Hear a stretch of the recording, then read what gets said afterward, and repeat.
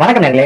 தமிழ்நாடு அரசு பணியாளர் தேர்வாணையம் அதாவது டிஎன்பிசில வந்து ஒரு ஜாபுக்கான நோட்டிபிகேஷன் ரிலீஸ் பண்ணிருக்காங்க. அதை குறித்து பார்க்க போறோம். என்ன ஜாப், அதற்கான வேகன்சிஸ் என்ன, அதுக்கு குவாலிஃபிகேஷன் என்ன, அதோட எலிஜிபிலிட்டி, எப்போ அப்ளிகேஷன் ஸ்டார்ட் ஆகுது, எப்போ முடியும் அப்படிங்கிற ஃபுல் டீடைல் நம்ம பார்க்க போறோம். ஸோ நம்ம வீடியோ ஸ்கிப் பண்ணாம கண்டிப்பா பாருங்க. வாங்க நம்ம வீடியோல போவோம். இதுல என்னன்னு பாத்தீங்கன்னா என்ன போஸ்டிங், எத்தனாம் தேதி இந்த அப்ளிகேஷன் ஸ்டார்ட் ஆகுது அப்படிங்கிற டீடைல் இருக்கு. ஃபர்ஸ்ட் வந்து தேர்வு நடைபெறும் நாள் மற்றும் நேரம் பாத்தீங்கன்னா இந்த எக்ஸாம் பொறுத்த வரைக்கும் 2 செக்ஷன் நடக்கும். Paper 1, paper 2. ஸோ பேப்பர் 1 என்னன்னு பாத்தீங்கன்னா தமிழ் தகுதி தேர்வு. பேப்பர் 2 வந்து தொழில் பிரிவு. தமிழ் தகுதி தேர்வு பொறுத்த வரைக்கும் பொது அறிவு, திறனறிவு மற்றும் மனக்கணக்கு நுண்ணறிவு இந்த சப்ஜெக்ட்ல வரும். ஸோ எனக்கு பாத்தீங்கன்னா 16/11/2025 காலை 9:30 முதல் மதியம் 12:30 வரைக்கும். சரிங்களா? பேப்பர் 2 பாத்தீங்கன்னா அதே தினத்தில் தான் நடக்கு. பேப்பர் 1, பேப்பர் 2 வந்து ஒரே நாள் நடக்கு. ஸோ காலையில வச்சா மாலையில வச்சா, அதாவது மாலை பாத்தீங்கன்னா 12:30 முதல் 5:30 வரைக்கும். ஸோ என்ன எக்ஸாம் பாத்தீங்கன்னா தொழில் பிரிவுல மின் பணியாளர் மற்றும் கம்பியாளர்கள் எக்ஸாம். ஸோ பேப்பர் 1, பேப்பர் 2 ஒரே நாள்ல முடிஞ்சிடும். இது அப்ளை எப்படி பண்றதுன்னு கேட்கப்பட்டிருக்காங்க. ஆன்லைன் டிஎன்பிசி வெப்சைட் போய் தான் பண்ண முடியும். ஸோ அடுத்து என்ன பாத்தீங்கன்னா ஸோ பதவி மற்றும் காலி பணியிடம் குறித்து பார்ப்போம். இந்த போஸ்டிங் வந்து ஃபீல்ட் அசிஸ்டன்ட். ஸோ என்ன நிறுவனம் பாத்தீங்கன்னா Tamil Nadu power distribute corporation limited. EB department தான், மின்னகம். சரிங்களா? எவ்வளவு போஸ்டிங் பாத்தீங்கன்னா 1794 போஸ்டிங் இருக்கு. 3.1 கொடுத்துருப்பாங்க. இது வந்து தோராயமாக சில டைம்ல வந்து இதுல மாற்றி அமைக்கலாம் சொல்லியிருக்காங்க.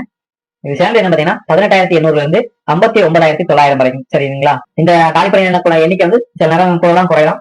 ஸோ தோராயம்ங்கிறதுனால கன்ஃபார்ம் பண்ண முடியாது. அடுத்து பாத்தீங்கன்னா வயது வரம்பை பொறுத்த வரைக்கும் 1/7/2025 வந்து 18 வயசு நிரம்பியிருக்க வேண்டும். அது கிடையாது, அவங்களுக்கான ஏஜ் லிமிட் என்ன ஒவ்வொரு சர்க்கிளா கொடுத்துருக்காங்க இன வாரியாக. அது பொறுத்த வரைக்கும் அந்த ஏஜ் லிமிட் மாறும். ஸோ கம்பல்சரி 18 வயசு அவங்களுக்கு ஃபுல்லா இருக்க வேண்டும். ஃபர்ஸ்ட் வந்து ஓசி கேட்டகரி பிற உறுப்பினர், அவங்களுக்கு வந்து உச்ச வரம்புனா 32 தான் இருக்கணும். 32 தாண்டக்கூடாது. சரிங்களா? வயது வரம்பு சதவீதம் யாருக்கா இருக்கு பாத்தீங்கன்னா பிடபிள்யூ, அதாவது குறைபாடு உள்ள மாற்றுத்திறனாளிகளுக்கு வந்து 42 வயசு இருக்கலாம். முன்னாள் ராணுவத்திற்கு 50, ஆதரவற்ற விதவைகளுக்கு வந்து 37 வயது. சரிங்களா? அதிகபட்சம். அடுத்து வந்து 2வது கேட்டகரி பாத்தீங்கன்னா பிற உறுப்பினர். இதுல யாரெல்லாம் வரும் பாத்தீங்கன்னா BC, MBC, DNC, SC, ST, பழங்குடியினர் எல்லாரும் வருவாங்க. இதுல வந்து உச்சவரம்பு பாத்தீங்கன்னா பிசி, எம்பிசி, டிஎன்சி அவங்களுக்கு வந்து 34 வயது.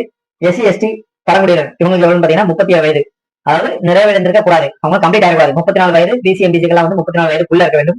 எஸ்சி, எஸ்டிக்கு வந்து 37 வயதுக்குள்ள இருக்க வேண்டும். இதுல சதவீதம் யாருக்கான்னு பாத்தீங்கன்னா மாற்றுத்திறனாளிகளுக்கு வந்து பிசி, எம்பிசி, டிஎன்சிக்கு வந்து 44 வயது. ஆதி திராவிடர் மற்றும் பழங்குடியினருக்கு வந்து 47 வயது. முன்னாள் ராணுவத்தினருக்கு 55 வயது.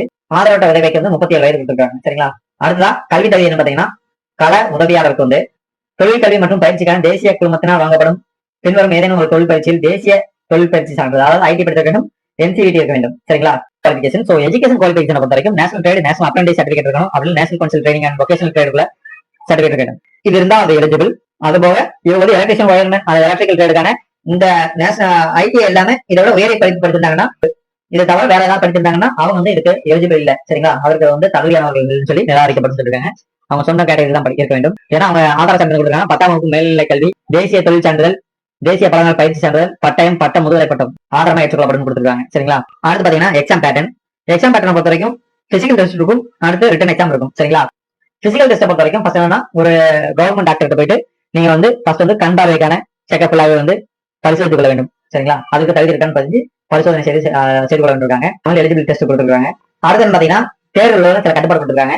அதாவது ஆதி திராவிடர், பழங்குடியினர், சீர்மரபினர், பிசி, எம்பிசி, டிஎன்சி எல்லாருமே வந்து என்னன்னா இந்திய அரசு பண்ணுது. சென்ட்ரல் கவர்மெண்டோ இல்ல ஸ்டேட் கவர்மெண்டோ யூனியன் டெரிட்டரியிலயோ நீங்க வந்து வேலை செஞ்சு 5 ஆண்டு இல்ல அதுக்கு மேல காலத்துல நீங்க பணிபுரிஞ்சிட்டு இருந்தீங்கன்னா அவங்க வந்து இந்த போஸ்டிங் வந்து அப்ளை பண்ண முடியாதுன்னு சொல்லி கொடுத்துருக்காங்க. அவங்க தகுதியற்ற கொடுத்துருக்காங்க. அடுத்து பாத்தீங்கன்னா எக்ஸாம் பேட்டர்னை பொறுத்த வரைக்கும் தரவாச நடைமுறை 2 பகுதியாக நடக்கும். ஒன்னு பேப்பர் 1, பேப்பர் 2. ஸோ ரெண்டுமே வந்து எழுத்தேர்வு தான். எழுத்தேர்வுல வந்து மார்க் அடிப்படையில் தான் நிர்ணயிக்கப்படும். இந்த மார்க்கை பொறுத்த வரைக்கும் சில விதிமுறை கொடுத்துருக்காங்க. என்னன்னு பாத்தீங்கன்னா நிறைய பேர் எக்ஸாம் எழுதுனால சமநிலை மார்க், அதாவது தோராயமா ஒரு 10 பேர் 80 மார்க் எடுத்துக்கிறாங்க அப்படின்னா இந்த 80 மார்க் வந்து ஒரே ரேங்க் லிஸ்ட்ல தான் இருப்பாங்க. சோ இவங்க வந்து எப்படி வந்து 1, 2, 3 பிரிக்கிறது பாத்தீங்கன்னா இந்த 10 பேர் ஒரே மார்க் எடுத்தாங்க. அந்த 10 பேர்ல யார் அதிகமா படிச்சிருக்காங்க அப்படிங்கிறத கல்வி தகுதியில முன்னுரிமை அளிக்கப்படும். ரெண்டாவது என்ன பாத்தீங்கன்னா கல்வியிலும் ஒரே மாதிரி இருக்காங்க, மார்க்லயும் ஒரே மாதிரி இருந்தாங்கன்னா ஏஜ் லிமிட் எடுப்பாங்க. சோ அவங்க வந்து வயது மூப்பில் இருக்காங்க அப்படின்னு பார்த்து இந்த 10 பேர்ல ரேங்க் லிஸ்ட்ல முன்னாடி வரும். வயது ஒரே மாதிரி இருக்கு, மார்க் ஒரே மாதிரி இருக்கு, குவாலிஃபிகேஷன் ஒரே மாதிரி இருக்கு. இப்படி வந்து நின்றுச்சா அவங்க என்ன பண்ணுவாங்க அப்படின்னு பாத்தீங்கன்னா யார் ஃபர்ஸ்ட் அப்ளை பண்ணிருக்காங்களோ அந்த அப்ளிகேஷனுடைய ப்ரிஃபரன்ஸ் வச்சு அவங்க வந்து செலக்ஷன் லிஸ்ட்டை ப்ரிப்பேர் பண்ணுவாங்கன்னு சொல்லியிருக்காங்க. சோ அதனால ஒரே மாதிரி எல்லாமே கேட்டகரியில லாஸ்ட் வந்து அப்ளிகேஷன் இருப்பாங்க. சோ அப்ளிகேஷன் யார் ஃபர்ஸ்ட் அப்ளை பண்ணிருக்காங்களோ அவங்க தான் வந்து முன்னிலைப்படுத்துவாங்க. அப்படிங்கிற பட்சத்துல நீங்க வந்து அப்ளிகேஷன் வந்து தாமதிக்காம சீக்கிரம் அப்ளை பண்ணுங்க. சப்போஸ் ஈக்குவல் மார்க் வரும்போது அந்த அப்ளிகேஷனுடைய ப்ரிஃபரன்ஸ் வச்சும் நம்மளுடைய ரேங்க் லிஸ்ட் வந்து நிறைய வரலாம். சோ அதனால அப்ளிகேஷனை டிலே பண்ணாதீங்க, கொஞ்சம் சீக்கிரமா அப்ளை பண்ணுங்க. உடல் தகுதி. நம்ம உடல் தகுதியை பொறுத்த வரைக்கும் செயல்முறை எல்லாமே பிராக்டிகல் தான். உடல் தகுதி தேர்வை பொறுத்த வரைக்கும் 3 பிராக்டிகல் இருக்கு, 3 செய்முறை. செய்முறை 1, 2, 3 இருக்கு. ஃபர்ஸ்ட் செய்முறை என்ன பாத்தீங்கன்னா கம்பத்துல ஏறணும். 30 அடி வேற கம்பத்துல வந்து அவங்க கயிறு கொடுப்பாங்க. அதை இடுப்புல கட்டி மேலே ஏறி கயிறு கட்டிட்டு அதுக்கப்புறம் மேல கீழே இறங்கணும். எப்ப பாத்தீங்கன்னா 8 நிமிஷத்துக்குள்ள மேல ஏறி இறங்கணும். ஒரே ஒரு சான்ஸ் தான். சரிங்களா? அடுத்து ரெண்டாவது ப்ராக்டிகல் பாத்தீங்கன்னா ட்ரிப்பர் செட் வந்து டிஸ்க்ல முறையா பொருத்த வேண்டும். இழுவை கயிற்றை அலுமினிய கம்பியில இணைக்க வேண்டும். அவங்க சொல்ற ப்ராக்டிகல் வந்து 2 நிமிஷத்துல செய்யணும். அடுத்து மூணாவது ப்ராக்டிகல் பாத்தீங்கன்னா 3 எண்ணிக்கை கொண்ட 3 அடி வி குறுக்கு கயிறை வந்து எடுத்துக்கொண்டு 100 மீட்டர் தூரத்தினை 1 நிமிட பழுவினையும் கீழே வைக்காம கடந்து செல்லணும். 100 மீட்டர் தூரத்தை வந்து 35 கிலோ இருக்கும் கிட்டத்தட்ட. அதை 100 மீட்டர் தூரத்துக்கு வந்து கீழே வைக்காம கொண்டு போகணும். இதுதான் கடைசி சான்ஸ். இதுல வந்து ஃபிட் ஆனதுக்கு அப்புறம் தான் அடுத்த கட்ட தெரிவு முறைக்கு போவாங்க. அதுக்கப்புறம் பாத்தீங்கன்னா கணினி வழி சான்றிதழ் சரிபார்ப்பு, உங்களுடைய டாக்குமெண்ட் வெரிஃபிகேஷன், அதுக்கப்புறம் எக்ஸாம்ல உள்ள மார்க் எல்லாத்தையும் கால்குலேட் பண்ணிட்டு அதுக்கப்புறம் செலக்ஷன் லிஸ்ட் கொடுவாங்க. இந்த எக்ஸாம் பொறுத்த வரைக்கும் எந்தெந்த பகுதி இருந்து எவ்வளவு மார்க் கேட்பாங்க அப்படின்னு சொல்லி கொடுத்துருக்காங்க. எக்ஸாம் லாங்குவேஜ்னா இங்கிலீஷும் தமிழ்ல இருக்கும். சரிங்களா? சோ இதான் இதுக்கான அனௌன்ஸ்மெண்ட்.